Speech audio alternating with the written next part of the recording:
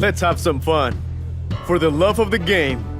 Welcome to MojoPlays, and today we are looking at guests who weren't completely welcome. You know what they say, guests are like dead bodies. After more than a day or two, they start to stink.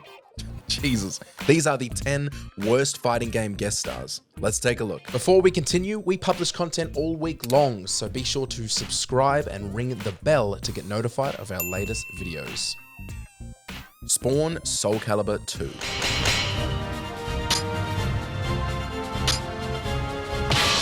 I'll crush you.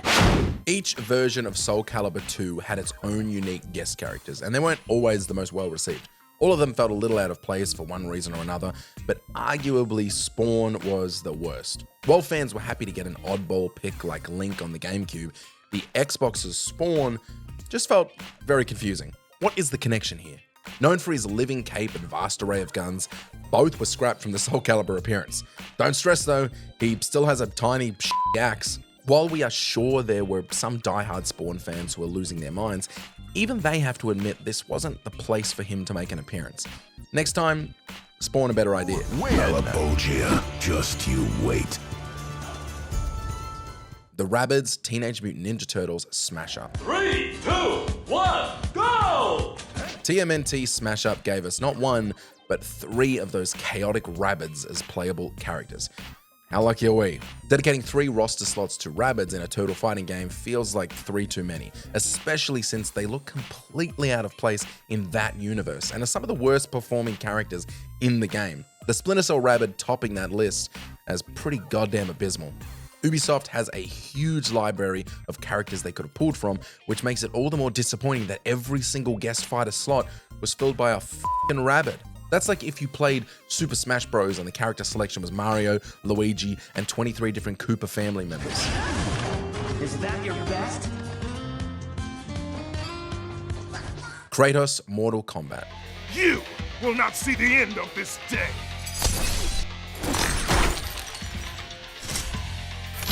You are not so fearsome.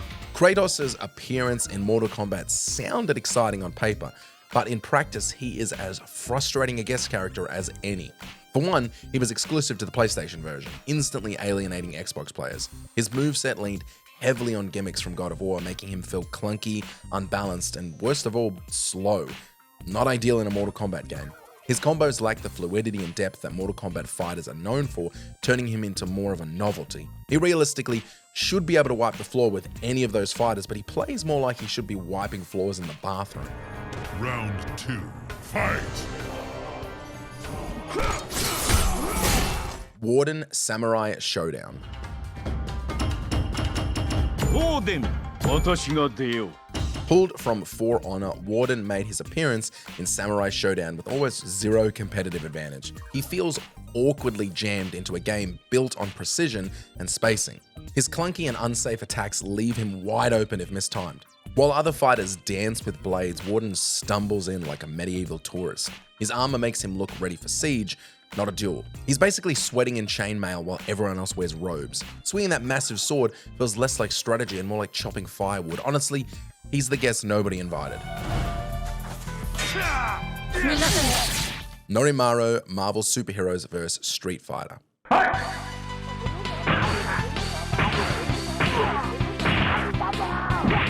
Norimaro was a jokey addition, created and voiced by Japanese comedian Noritake Kinashi.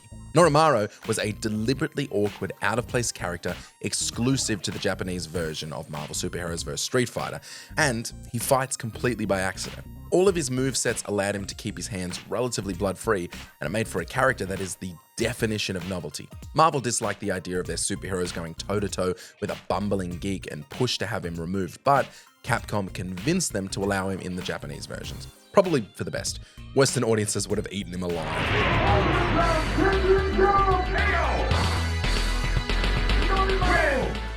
Blizz the Dinosaur, Xenophage, Alien, Bloodsport. Fight! Blizz the Dinosaur in Xenophage, Alien, Bloodsport is infamous, and not for the right reasons. Imagine a trying to avoid copyright Barney knockoff tossed into a violent alien fighting game, and you've got the idea. His design clashes horribly with the rest of the cast, making him feel more like a parody than a contender. His moveset doesn't help. Awkward animations and unimpressive attacks leave him both unfun to play and unfun to fight. He can only fight by launching bloody hearts, and once he's knocked down, he's basically helpless. At that point, you can unload on him with whatever attacks your character has and take care of him way too easily, or be taken care of way too easily. Defeat. Blitztank BlazBlue Cross Tag Battle.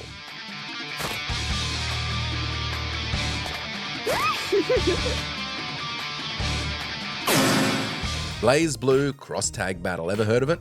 Blitztank is further proof that most meme characters don't deserve a roster slot. Sure, a giant Nazi tank sounds funny. I'm kidding. But the fun stops right there.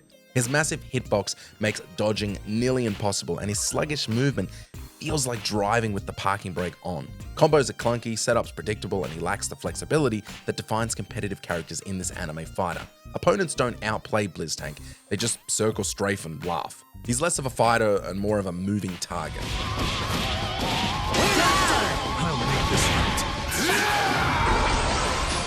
Toro and Kuro Street Fighter X Tekken.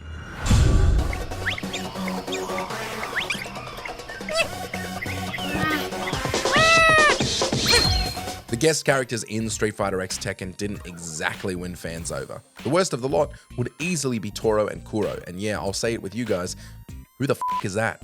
Toro and Kuro shared movesets with Ryu and Kazuya, yet their tiny size made hit detection awkward on both sides. Stupid characters that just feel like stupid additions are bad enough, but when you add in mechanics that barely function with the gameplay, you have a big problem for fans.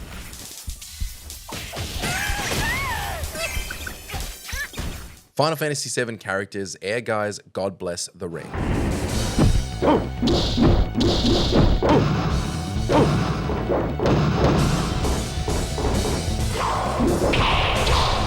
The Final Fantasy VII characters in Ehrgeiz felt less like guest characters and more like awkward cameos. Cloud, Tifa, Sephiroth, and the secret unlockable other Final Fantasy VII members were shoehorned into a fighting game that clearly wasn't built with them in mind.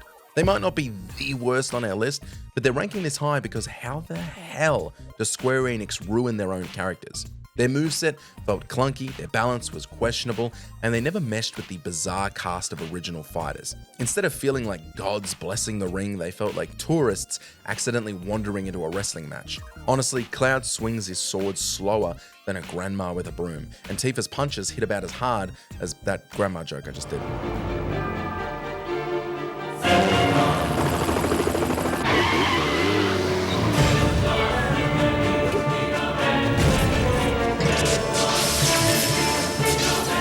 Cristiano, Ronaldo, Fatal Fury, City of the Wolves. Let's have some fun. For the love of the game. Cristiano Ronaldo's inclusion in Fatal Fury City of the Wolves had already ruffled feathers among longtime Fatal Fury fans, who feel it reeks of corporate meddling. His presence breaks the tone of a gritty martial arts series, replacing carefully crafted fighters with a, let's be honest, marketing stunt. How fun. Instead of blending in, he sticks out like cleats on a dojo floor. Fans wanted new martial artists, not a soccer superstar moonlighting as a brawler. Also, his inclusion felt off with the man being embroiled in tax evasion and, at the time, multiple sexual assault allegations. Maybe just put this one in the bin, fellas. This is it.